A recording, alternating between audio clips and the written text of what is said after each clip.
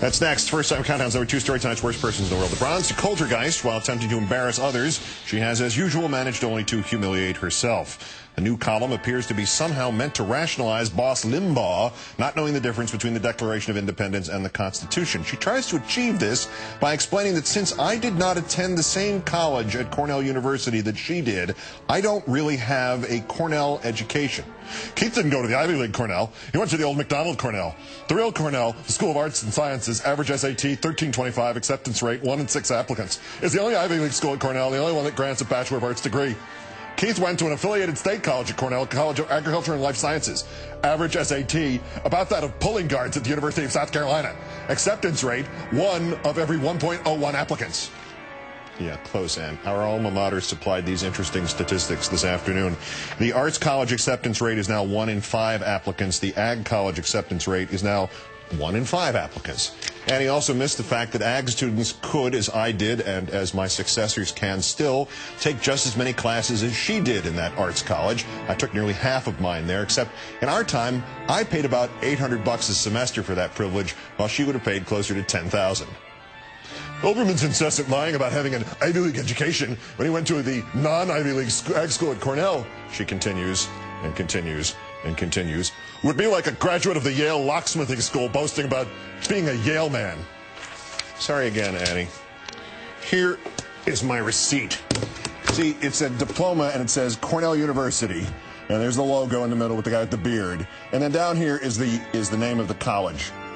In the lower left, just like yours is. It's the same degree as yours, only I got mine in 7 semesters for about 1/10 of what you paid for yours, and they gave it to me when I was 20 years old. Seriously, in 4 years as a student at Cornell and nearly 30 years as an alumnus, I have never before heard one graduate of one of the university's colleges belittling all its other colleges as not counting.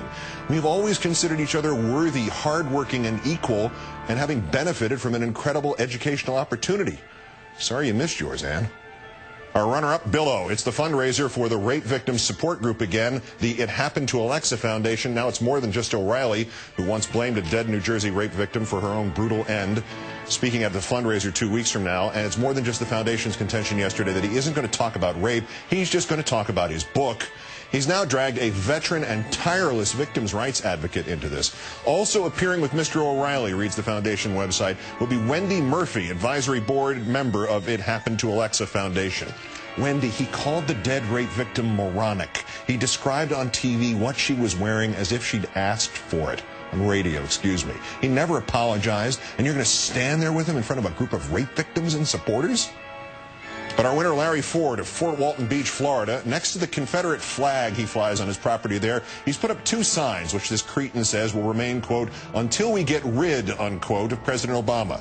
We've got a man who shouldn't even be president, he told the local newspaper today. He's an insult to decent, hardworking people that made this country what it is. Here is the sign.